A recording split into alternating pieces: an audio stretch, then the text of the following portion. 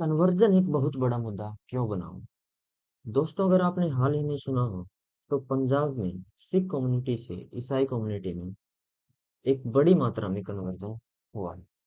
UP, Madhya Pradesh, Gujarat, south India, इनमें ये ऐसे स्टेट हैं जहाँ पे कन्वर्जन होता रहता है एक बड़े लेवल पर।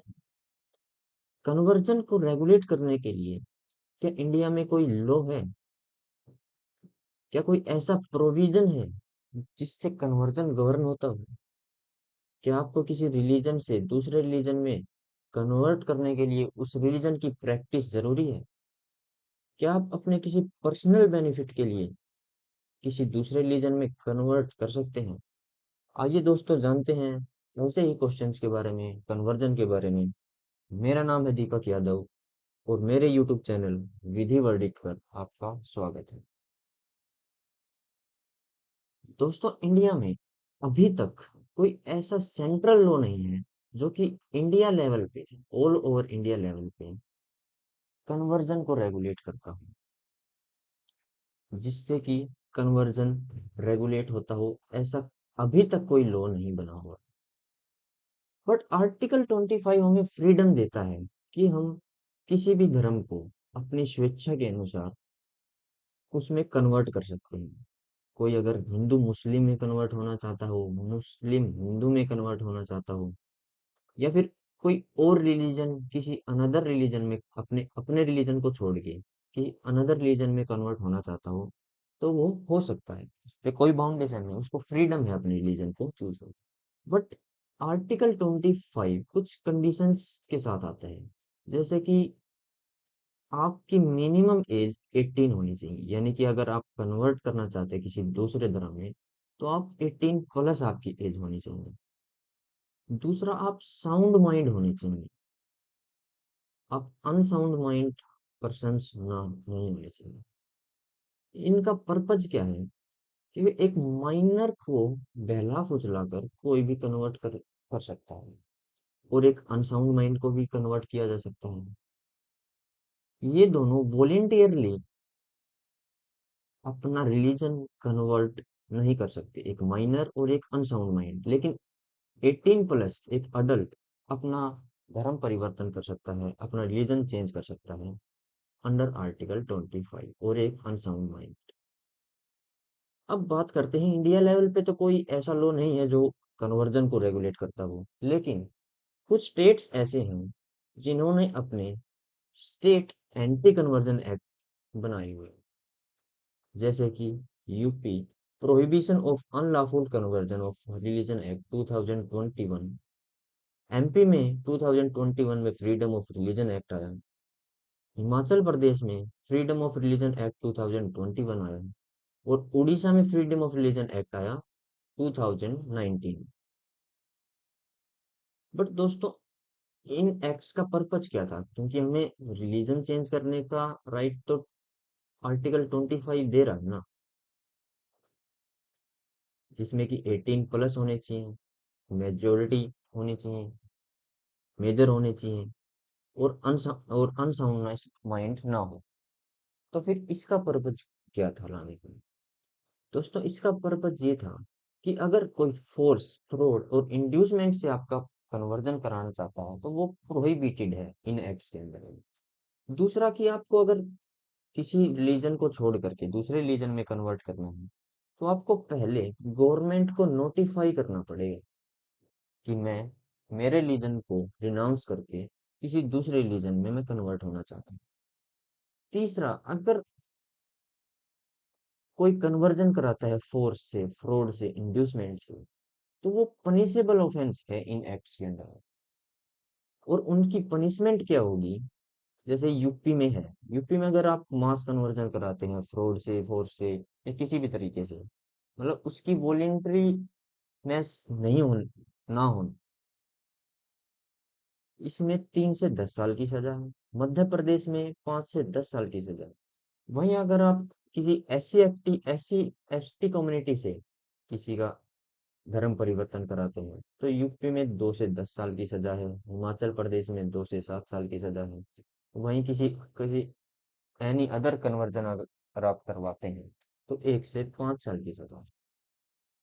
बट ये केवल इन्हीं स्टेट्स में है। इनके अलावा गुजरात में भी है, अरुणाचल प्रदेश में भी है, but all over India level पे कोई ऐसा लॉ नहीं है जो कि कन्वर्जन को रेगुलेट करता हो। बस शर्त ये है कि आप 18 प्लस होने चाहिए और साउंड माइंड होनी चाहिए। आप किसी भी धर्म में परिवर्तन कर सकते हैं।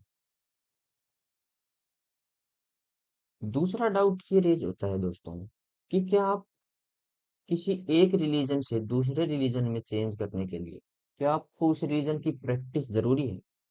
मान लो अगर मैं हिंदू से मुस्लिम में कन्वर्ट करना चाहता हूँ, तो क्या मुझे कुरान के बारे में जानकारी होनी जरूरी है? क्या मुझे नमाज पढ़नी आनी चाहिए?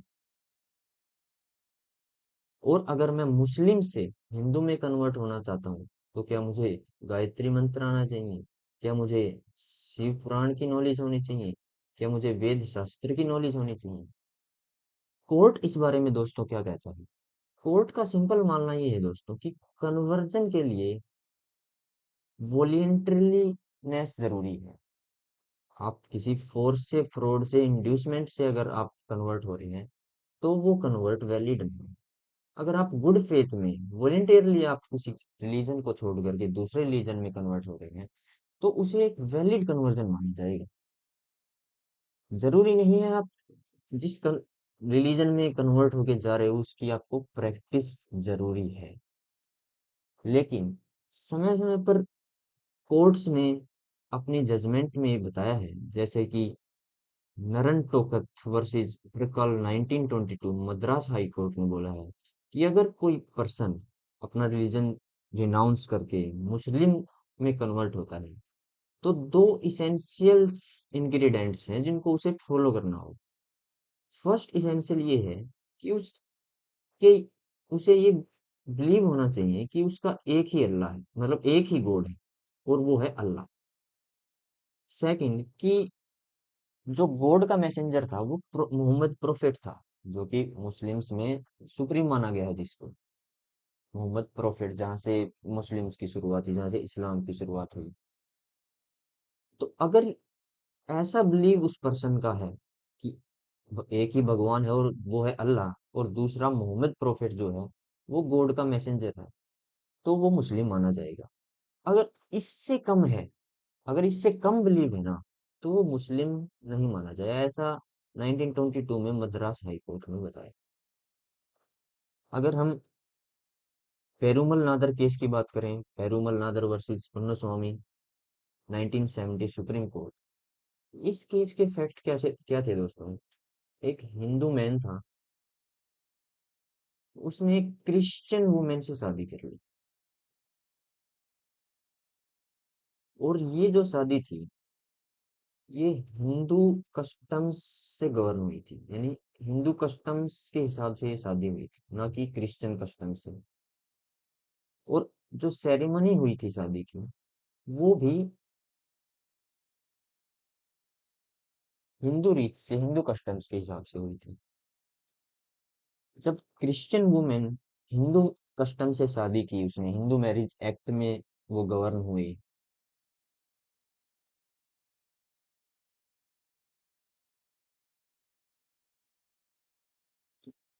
थोड़े टाइम बाद जब ये अलग हो गई, तो उसके बाद भी जो ये क्रिश्चियन वुमेन थी ना, इसने हिंदू कस्टम्स को नहीं छोड़ा। ये हिंदू कस्टम्स को ही फॉलो करती रही, उन्हीं के मतलब फेस्टिवल्स, उन्हीं के रीति रिवाज, उनको ही ये फॉलो करती रही। और इनका जो बेटा था ना, जिसका नाम पोन्नु स्वामी था, सॉरी, पोन्नु स्वामी,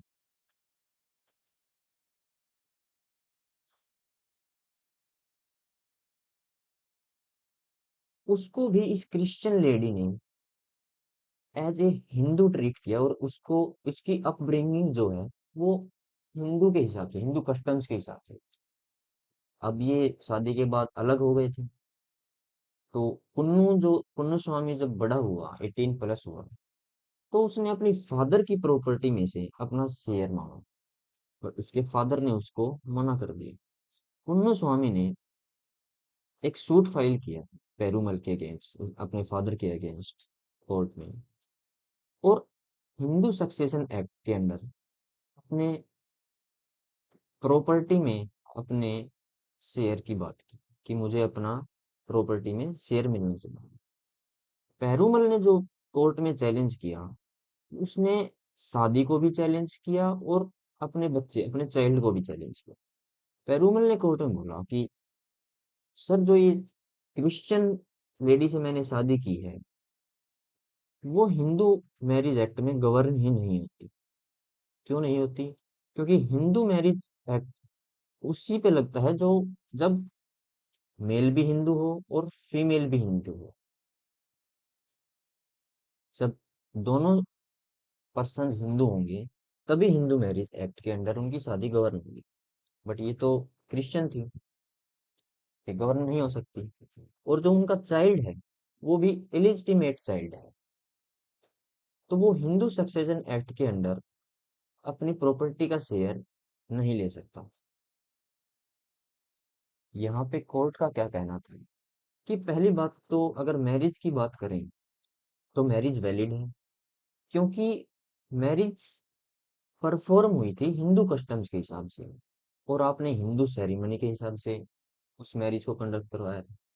तो इससे ये पता चलता है कि जो उसकी वाइफ थी ना, क्रिश्चियन वाइफ थी, अन्नपजम जो भी इसका नाम था,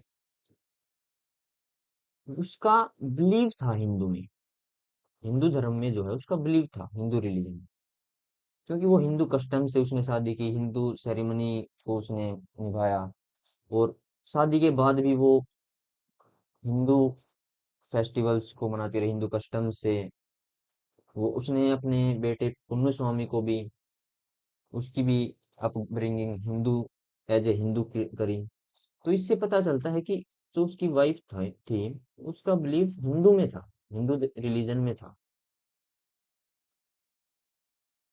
अगर उसका बिलीफ हिंदू में था, तो उसे एक वैलिड कन्वर्जन ट्रीट किया जाएगा। सुप्रीम सुप्रीम कोर्ट ने ये कहा कि अगर उसका बिलीव है, तो केवल बिलीफ के बेसिस पे उसका कन्वर्जन हो गया है हिंदू में, और वो हिंदू मैरिज एक्ट से गवर्न होगी। जो तुम्हारी शादी हुई है, वो हिंदू मैरिज एक्ट से हुई है, और जो तुम्हारा चाइल्ड है, वो वैलिड है, वो लेजिटिमेट चाइल्ड है। तो आपको इसकी प्रॉपर्टी का शेयर हिंदू सक्सेशन एक्ट में इसको देना पड़ेगा। तो वहीं अगर मुस्लिम, जैसे हमने बात की मद्रास हाई कोर्ट की, उसमें इसेंशियल इंग्रेडिएंट्स बताए, अगर आपको मुस्लिम में कन्वर्ट होना है, तो आपको मानना पड़ेगा कि एक ही अल्लाह है। वहीं दूसरी तरफ आपको मानना पड़ेगा कि मोहम्मद ही एक मैसेंजर है गॉड का। और अगर हम पुन्नु स्वामी वाले केस की बात करें, 1970 की, तो कोर्ट ने बोला कि अगर आप बिलीव करते हैं, आपको और कुछ आपका कंडक्ट वैलिड नहीं माना जाएगा, अगर आपका बिलीफ भी है हिंदू में, तो भी आप Hindu, as a Hindu treat किए जाएंगे, माना जाएगा कि आप कन्वर्ट हो चुके हैं हिंदू में।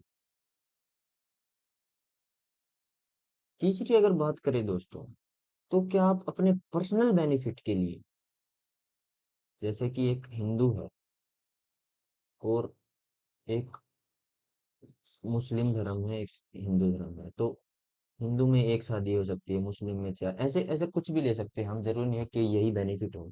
तो क्या एक मेल पर्सन मुस्लिम में कन्वर्ट होके चार शादियों का बेनिफिट लेना चाहे, तो क्या वो कन्वर्ट उसका कन्वर्जन उसका वैलिड माना जाएगा? क्या उसका वैलिड कन्वर्जन होगा?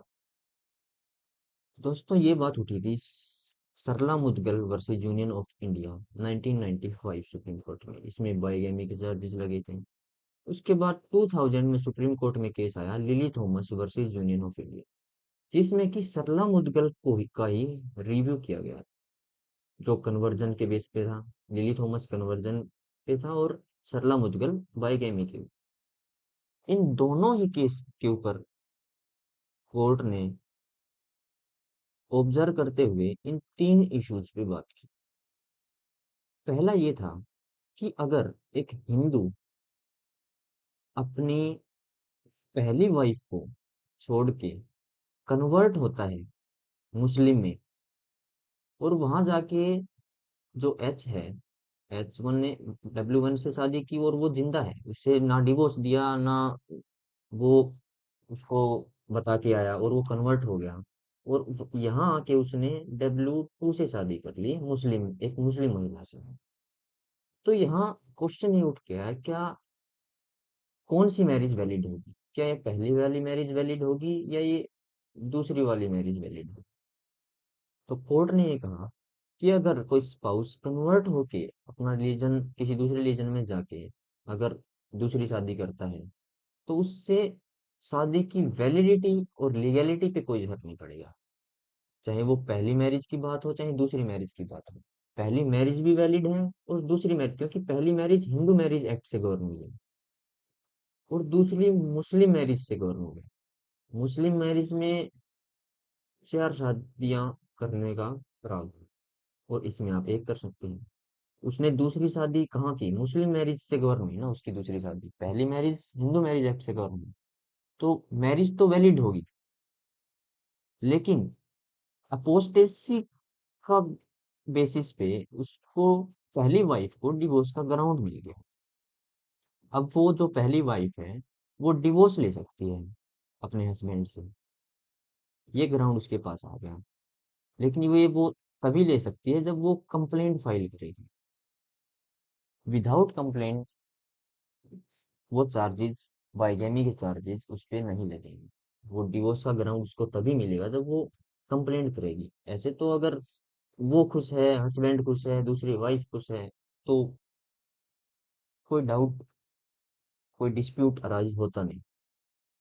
तो सेकंड इशू की जब कोर्ट ने बात की कि क्या हस्बैंड लाइबल होगा पनिशमेंट के लिए, जो कि बाइगेमी की पनिशमेंट है अंडर सेक्शन 82 83 बीएनएस में। तो यहाँ पे कोर्ट ने कहा कि शादी तो दोनों वैलिड है, पहले वाली भी और दूसरे वाली भी, बट जो पहली मैरिज है वो हिंदू मैरिज एक्ट से गवर्न नहीं है। और हिंदू मैरिज एक्ट में सेक्शन 5 ये कहता है कि अगर आपकी पहली वाइफ जिंदा है ना तो आप दूसरी शादी नहीं कर सकते। बट यहाँ उसने दूसरी शादी कर ली। अब पहली वाली के पास डिवोर्स का ग्राउंड तो आ गया, लेकिन साथ में जो हस्बैंड है उस पे बाइगैमी के चार्जेस भी लगते हैं। क्योंकि सेक्शन, अगर हिंदू मैरिज एक्ट की बात करें तो सेक्शन 11 में वो मैरिज वॉइड भी हो सकती है। लेकिन अगर उसने मुस्लिम मैरिज में वो मुस्लिम मैरिज एक्ट के अंडर में उसने शादी की तो वो इनवैलिड नहीं होगी, वो वैलिड होगी, क्योंकि उसने कन्वर्ट होने के बाद वो मैरिज की। तो यहाँ पे वो बाइगैमी के चार्जेस भी लग सकते हैं, बट वो बाइगैमी के चार्जेस तब लगेंगे जब वो जो विक्टिम है वो कंप्लेंट फाइल करे। अब यहाँ क्या विक्टिम ही फाइल कर सकता है कंप्लेंट? देखो सेक्शन 2 बीएनएसएस क्लोज 1 सब क्लोज 9 ये कहता है कि अगर विक्टिम महिला है ना तो उसकी जो फैमिली है वो भी कंप्लेंट कर सकती है बाइगैमी चार्जेस के लिए।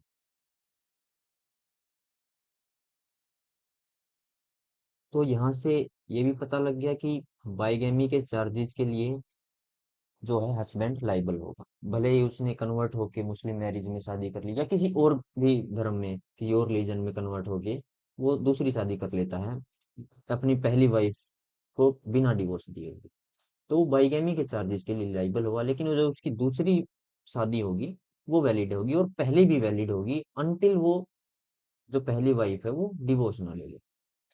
तीसरा इशू ये उठ के है दोस्तों कि क्या एक पर्सनल लॉ दूसरे पर्सनल लॉ को ओवरराइड कर सकता है? जैसे कि हिंदू मैरिज एक्ट में एक ही शादी कर सकते हैं, मुस्लिम में दो।